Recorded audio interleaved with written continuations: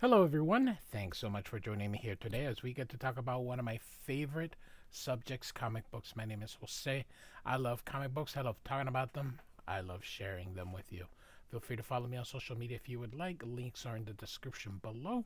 Also posted a link to the Marvel fan site that I have plot synopsis and character bios for this issue. We're looking at the Uncanny X-Men 219 from 1987, where Havok rejoins the X-Men. Now, this is the only issue Bret Blevins ever does for X-Men, and he goes to do New Mutants after this. And then, of course, we get Hope You Survive. So we've got Havok here, Rogue, Wolverine, Dazzler, Longshot, Psylocke, Storm, and of course Magneto. Yes, I say Magneto, not Magneto. And it's a little bit of a weird issue, but um, it's interesting. Bret Blevins does the pencils and the inks on the cover. Also, um, so Bret Blevins, as I mentioned, goes and joins New Mutants, or to do New Mutants with Louise Simonson. Mark Silvestri will be taken over as regular penciler beginning in 220. After this issue, however, we're actually going to pause Uncanny X-Men for just a little bit. We have two adventures that we have to get to that take place between this issue, 219, and 220. So we're going to do Avengers versus X-Men, the original by Roger Stern and Mark Silvestri, and I think John Buscema ended up finishing it, I believe. And then Fantastic Four versus X-Men. So both issues are two four-part limited series. So I'm gonna do my best to try and condense it so that I can show the whole thing, maybe in one video for the Fantastic Four and one video for the X-Men. But we're gonna have to see what we can do here. So um yeah, so um like I mentioned, after this we are going to pause and do those two and then resume from 220 on. So we are at Xavier's, and this is narrated in first person, and Havok comes through. This is actually a really cool pose here. I like how Havok is always drawn in a solid black, no holding lines or anything.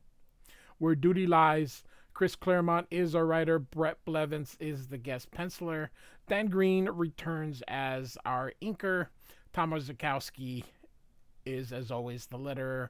Glynis Oliver has help of Petra Scotise in the colors. Anna Senti and Jim Shooter continue the editorial. Jim Shooter will be around. We're almost at the end, I guess, so he'll be around maybe an issue or two more after this, and then Tom DeFalco will be taken over.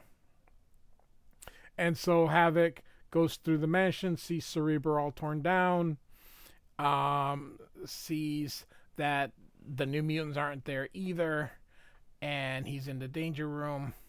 And then this elevator rings, and then he wakes up, and then here are the X-Men. And Magneto says, "Welcome home, Havok. Trust a bad penny to turn up where least expected and least wanted." And I love the dry brushing being applied right here. I love brushwork. I'm a sucker for it here. And then from behind, Rogue grabs him and gives him a kiss, which of course absorbs her power. This looks awesome. Great splash page here. Again, some more dry brushing. It's not a true splash page because there is one panel here, but in effect, this is what we got here. So, love me the dry brushing again. And so sees all the X-Men there, and suddenly they're all disappearing. And it turns out it was a nightmare, and Havok wakes up. It's a big trope of Chris Claremont, either Danger Room sessions or um, or dreams. It's a way for Chris Claremont to get a little bit of action and then otherwise a lot of talking. So Havok is absorbing too much. Not absorbing is he generates his power. So because he was scared, it's now out of control. So he's got to go out and release the power. And so you see him there releasing it here. And this is Lorna Dane, his girlfriend here. And she yells out his name and she says, "Good Lord, the ground where he stood, he released so much energy. It fused to glass." Of course, that would mean that he is extra hot. "Here, lover, wrap this quilt around you." And Havok says, "I'm sorry, I didn't mean to try to keep under control. It's hard. I'm so scared. This isn't fair. Why me? Why me?" And of course, she thinks here and says, "Poor dear, he's in shock." And she says, "I wish I knew, Alex. Come on, let's get you back inside before you catch your death of a cold." By the way, being cold and being outside doesn't make you sick. What makes you sick is viruses, which you get from people. So most of the reason why you get a cold during winter is because you're indoors and most people are exposed to viruses during that time. But for the most part, you don't get sick just because you're outside. And so she's using her magnetic power here to make him some tea or some soup here and hot cocoa. And Havok says, "I had that dream again." And she says, "That's every night since you returned from New York." And he says, "Tell me about it." And he says, "Sorry, I didn't mean to snap. Each time it's worse. It's getting so I'm terrified to fall asleep." And Polaris says, "But you told me everything was fine back east." And Havok continued, "That's why what I remember. I visited the mansion where the X-Men were. I'm sorry, I visited the mansion. The X-Men were fine. I came back home. But my memory's wrong, Lorna. The X-Men are in trouble. Either that or I'm going crazy. Whatever it takes or costs, I have to find out which." And so he packs here, and Polaris is dressed and says, "Where you go, I go. That's the deal when you share a commitment." And Havok says, "Not this time. Please, no, no. I don't know what I'm getting into. I'd feel better on my own." And she says, "I can help." And he says, "Please." So this is, of course, because Chris Claremont has another plan for Polaris. And so um, they go into the Jeep here. And she says, "I made you a quick reservation on the crack of dawn flight out of Albuquerque. We'll make the airport with time to spare." And he says, "Not with these roads." And of course, she uses her magnetic power. She says, "Who said we'd use the roads?" Um, so anyway, um, so she says, "It's probably nothing, nerves and paranoia. With luck, I'll be home tomorrow." And so here is Sabretooth, and he says, "We can nail them both now, easy as sin." And Arclight says, "Orders are to wait. Are the boys not are concerned?" And so here we have Scalp Hunter, and he says, the Marauder's next target, my friends, is Polaris. So they're gonna wait, and so that's the main reason why Polaris isn't going, because Claremont needs her for this. So now we really are at the mansion, and Havok is in there, and he sees that Magneto has a meeting calendar here, and he's got Hellfire Club. He says, "Today's date, but they're the X-Men's deadly enemies. What's he got to do with them?" And of course, that story is in New Mutants 53, which was yesterday's video, so feel free to check that out.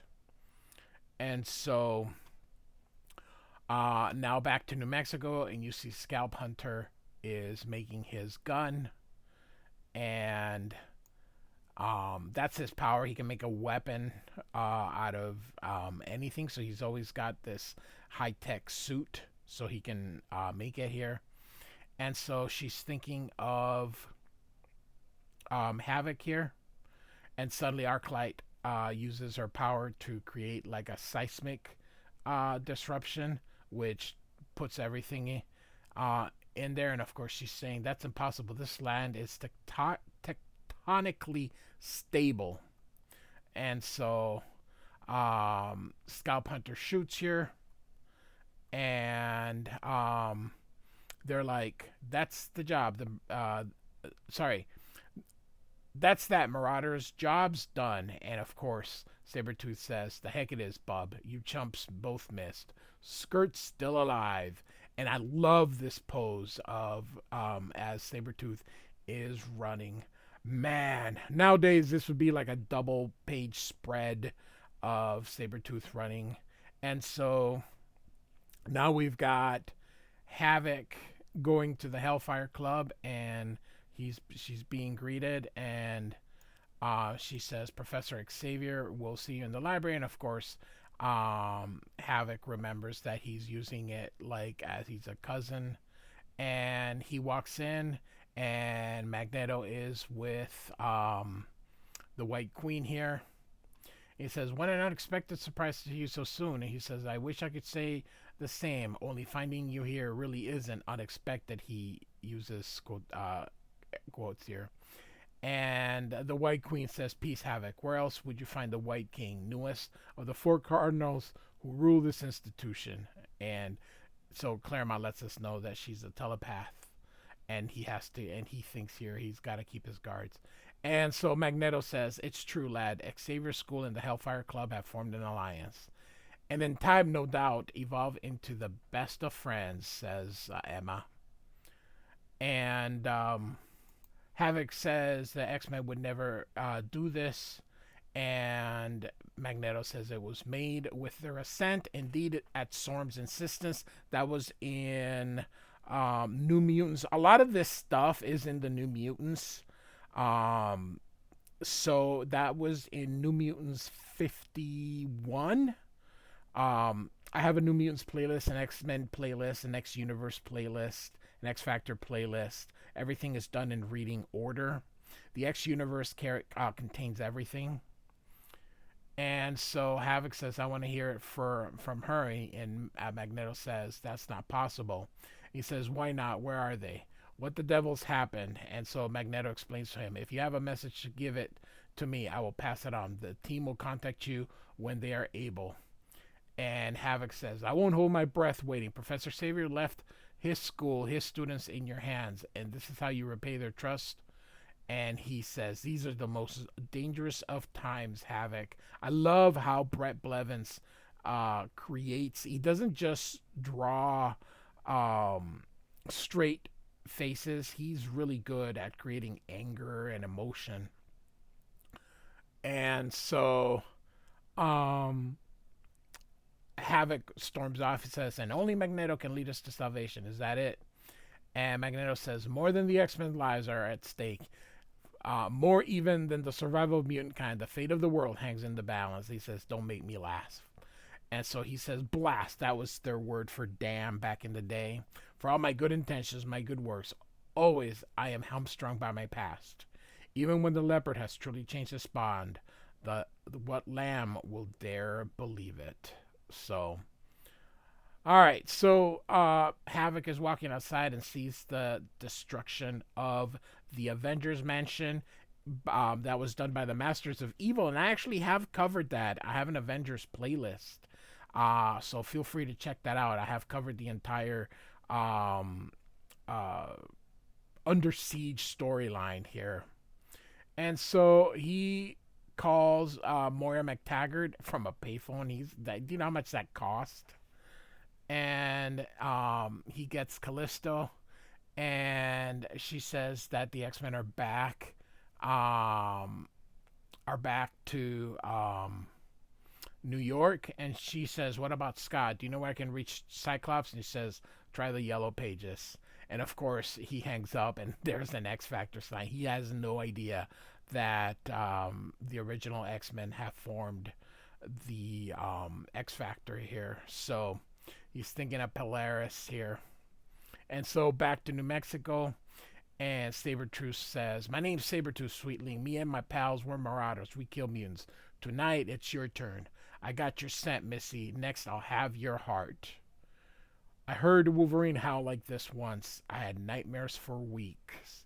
That would be Polaris who says this. So, um, only there's no Alex to hold me now and kiss the boogeyman away. So, barely got out of the house and undercover in time. Not hurt so bad, but without clothes and shelter, I won't last the night. And so suddenly, look at this. This is so cool. And Sabretooth says, "Time to die, Polaris." And so we get a fight, and we're going to skip a lot of the wording here. It's just there to slow us down here, but you see her, she uses her magnetic powers to kind of hold him, but he says he's stronger. I love Orzechowski's lettering here. Him and Todd Klein and John Workman Jr. are the three best letterers of all time. So Sabretooth lunges after her. She gets out of the way, but catches her in the leg here. You're going to see Scalp Hunter try, and so he does shoot her, but he it's not like a bullet here.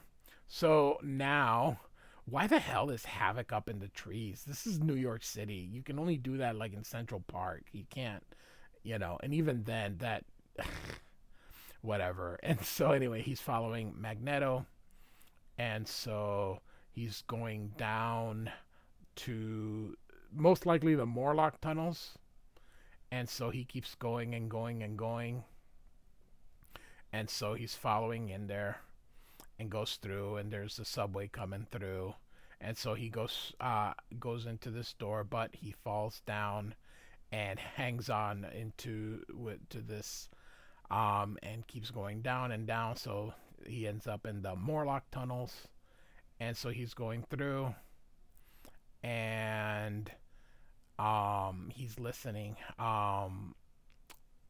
and he's wondering why the X-Men there, and so Storm continues here and says, "Thanks to the Marauders, the Morlocks have been virtually wiped out, and the X-Men's number cut in half, with no guarantee that Colossus, Nightcrawler, or Shadowcat will ever recover, much less return to the team. The Marauders evidently consider us their paramount foe. So long then as the X-Men exist, they will make every effort to destroy us, either by attacking directly or through those we care for. We cannot protect everyone we know, but how can we fight, aware that by doing so innocents will suffer, yet not resisting means ceding victory to the Marauders, which is equally unacceptable. The solution to our dilemma is to find another way which allow us to regain the initiatives. And that, I think, is to make the killers believe they have accomplished their goals. My friends, the X-Men must die." I don't think that would stop them. Those that wanna, they'll just keep going. And so he's like, "I'm in another nightmare. I have to be. No way this is real." So he's going through, and Rogue is coming from behind, but he's startled and he hits her as he starts to run away. And of course, the X-Men follow. And here we have the Marauders, and he thinks that she's dead. Sabretooth slashed her before my bolt knocked her down. Being hurt will make her more dangerous, but also more vulnerable. And then he screams as Sabretooth is thrown to him. And Arclight says he hit him like a battering ram. And then the ground opens up, and she's pinned here. And suddenly, all of his she's using her magnetic powers to take everything away from him, and we now go back to the tunnels. Chris Claremont's really doing a great job pacing this story here, and Magneto uses his power to get some cables. I don't think there would be cables a mile underneath the city, but let's just go with it. And so he destroys them. Then Dazzler gets him, but then he goes back, and then Longshot saves Dazzler from his blast, which I don't think was his intent wasn't to kill him, but he's having a hard time controlling his power because he's on his nerves here. And so Psylocke says, "Havok, have you lost the senses? Why are you trying to kill us?" And Havok replies, "Depends, lady, on what you guys intend by ambushing me at the mansion." And uh, Storm says, "You said he would not remember." And Psylocke says, "He shouldn't have, but I also warned you, Storm, that your Professor Xavier taught his students most effective psionic defenses. To edit Havok's memories completely would have risked causing permanent damage." And um, Havok says, "Are you kidding me? What gives here, Storm? I'm an X-Man too, you know. I joined the team before any of you. If something serious has happened, you've no right to keep me out." And Storm says, "For what was done for your own, that was done for your own protection and ours." Um, and Psylocke says, "He heard our discussion, Storm. He knows too much. I dare not attempt another mind wipe. But as well, we dare not leave him loose where the Marauders can get at him." And Storm says, "We have another option. Wolverines to kill him." That's funny. And I think I think it was meant as a joke, but Claremont just says, "No, Psylocke, we do not slay our own." It would have been funny if it would have just played on the jokes. It was meant Wolverines would be to kill him. It just and so look, Storm, the X Men are always the center of my brother's life more than it was ever of mine. But that doesn't mean I'm not mindful of the responsibility given me by the power I possess as Havok. I owe a lot to Xavier School and the team. I'd like to help if you'll have me." And so Magneto ponders a little bit and says, "A war has begun, Alex Summers, of mutant versus mutant. Here was fought the first battle. Here fell the first casualties. They will not be the last." And it says here, "And he takes my hand." And so now we have Polaris, who's naked here, and she took everybody out, but turns out that so she says, "Lame, so lame. Three big bad marauders against a lone little girl, and see how you end up. Really pathetic." And Arclight says, "What are you gonna do with us?" And she says, "Why, to lead you, of course, as Mr. Sinister always intended." And of course, Sabretooth says, "Malice, you possessed her?" And he says, "You betcha I did, Furface. At Albuquerque Airport, the moment he kissed her lover goodbye. This fight was a test to make sure she was up to the job, and I could handle her under any circumstances. Sweetheart has a lovely psyche, tastiest I've ever encountered since Dazzler. I'll enjoy my stay. In fact, I may never leave. With my prompting and under Mr. Sinister's tutelage, Lorna Dane will achieve her true destiny as the Mistress of Magnetism, Monarch of the Marauder, Polaris." And so next will be a solo story of Storm and Forge, where we finally get the road to Storm getting her powers back. So that's coming in just a few issues, but we will be pausing, as I mentioned before, to do the X-Men versus Avengers and X-Men versus Fantastic Four. So, Uncanny X-Men 219 by Chris Claremont, Bret Blevins, and Dan Green. Like and subscribe, and I do thank you so much for listening. Goodbye.